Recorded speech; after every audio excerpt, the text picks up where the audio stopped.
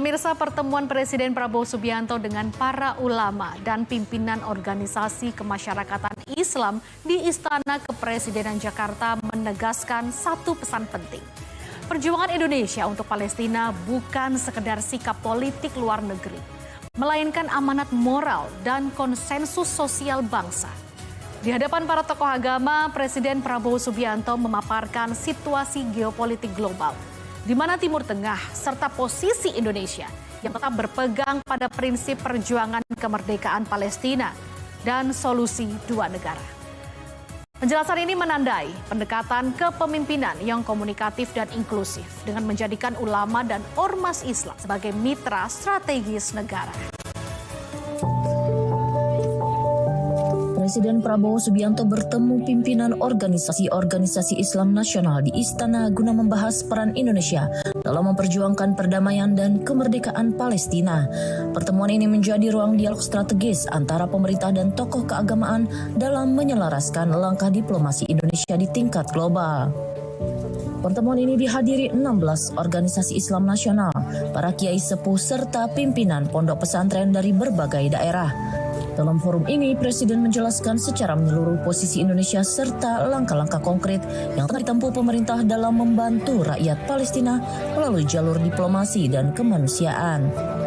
Pada tataran nilai dan prinsip, seluruh organisasi Islam yang hadir menyampaikan kesamaan pandangan, penolakan terhadap segala bentuk penjajahan dan dukungan terhadap kemerdekaan Palestina ditegaskan sebagai sikap bersama yang sejalan dengan amanat konstitusi Indonesia.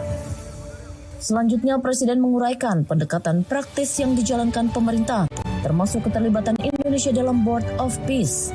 Partisipasi ini dijelaskan dilakukan dengan kehati-hatian tinggi, tetap berpijak pada prinsip pembelaan terhadap rakyat Palestina, serta tidak mengabaikan kepentingan kemanusiaan. Salah satu opsi yang disampaikan dalam pertemuan ini adalah kemungkinan pengiriman pasukan perdamaian Indonesia. Penugasan ini diarahkan untuk melindungi keselamatan warga sipil Palestina dan mendukung stabilitas kemanusiaan, bukan untuk terlibat dalam konflik bersenjata. Masuknya Indonesia ke Board of Peace ini merupakan bagian dari komitmen Indonesia untuk menciptakan pertama perdamaian di kawasan Timur Tengah, khususnya di Palestina dan Gaza. Kemudian seperti juga saya sudah sampaikan bahwa kompas ataupun arah daripada upaya-upaya ini adalah untuk tercapainya solusi dua negara, dan itu sudah jelas.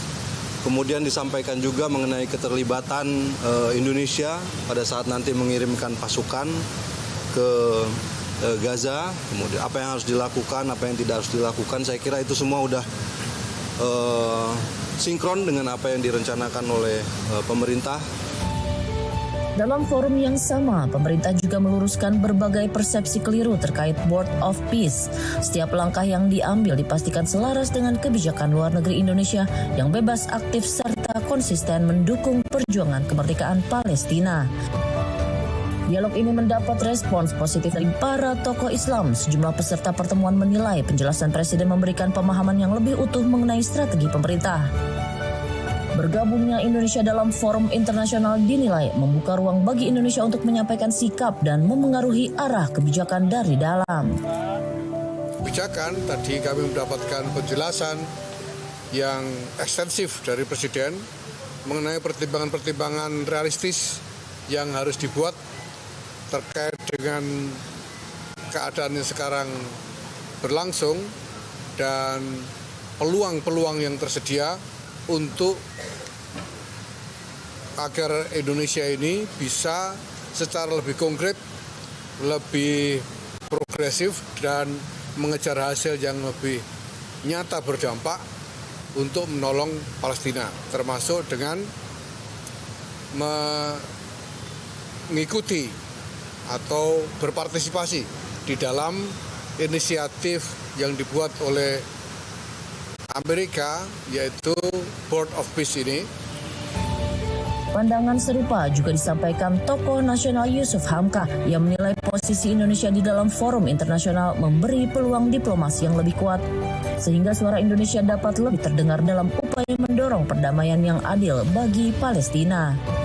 Semua pertemuannya bagus dan interaktif ya, dan setelah dijelaskan Bapak Presiden, akhirnya kami semua mengerti. Seperti saya bilang kan tadi sebelum ketemu Bapak Presiden kan saya bilang, beliau ini ahli strategi ya, bekas Danjen Kopassus, bekas Pangkostrat, ini kan perang nih, di medan perang semua. Jadi ahli strategi perang kan biasanya kita nggak bisa ngikutin. Jadi kalau kita ngikutin dengan kasat mata nggak bakal ketemu.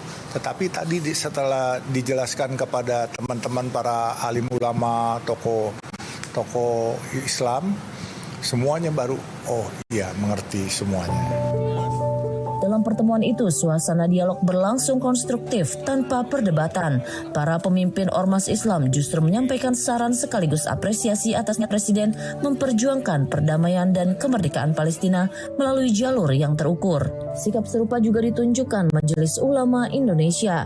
Setelah mendapatkan penjelasan langsung, MUI menyatakan tidak ada perbedaan pandangan pada level nilai dan prinsip. Diskusi yang berlangsung dipandang sebagai upaya saling memahami pertimbangan strategis pemerintah. Meski demikian, MUI mengakui sempat menyampaikan kehati-hatian terkait situasi di lapangan yang masih diwarnai kekerasan. Pemerintah kemudian memberikan jaminan keikutsertaan Indonesia tidak akan melegitimasi penjajahan dan Indonesia siap mengambil sikap tegas termasuk abstain atau menarik diri apabila bertentangan dengan konstitusi dan kepentingan rakyat Palestina. Pemerintah juga memastikan pasukan perdamaian Indonesia tidak akan dilibatkan dalam konflik melawan perlawanan rakyat Palestina. Tugas utama tetapi fokuskan pada perlindungan warga sipil dan misi kemanusiaan. Kata Pak Presiden ketika itu kebijakan, kemudian ada langkah yang tidak sesuai, kami akan abstain dan absen. Kemudian ketika memang itu tidak cocok dan tidak bisa melakukan apa-apa, beliau siap keluar dari BOP itu. Melalui pertemuan ini, Presiden dan pimpinan Ormas Islam sepakat memperkuat komunikasi dan konsolidasi. Pemerintah berharap kesatuan sikap nasional tetap terjaga sehingga peran aktif Indonesia dalam mendorong perdamaian dunia dan kemerdekaan Palestina dapat berjalan solid dan konstruktif. Tentunya kami masih punya sejumlah informasi menarik lainnya untuk Anda pemirsa. Karena itu jangan kemana-mana dan tetap di Jendela Istana akhir pekan.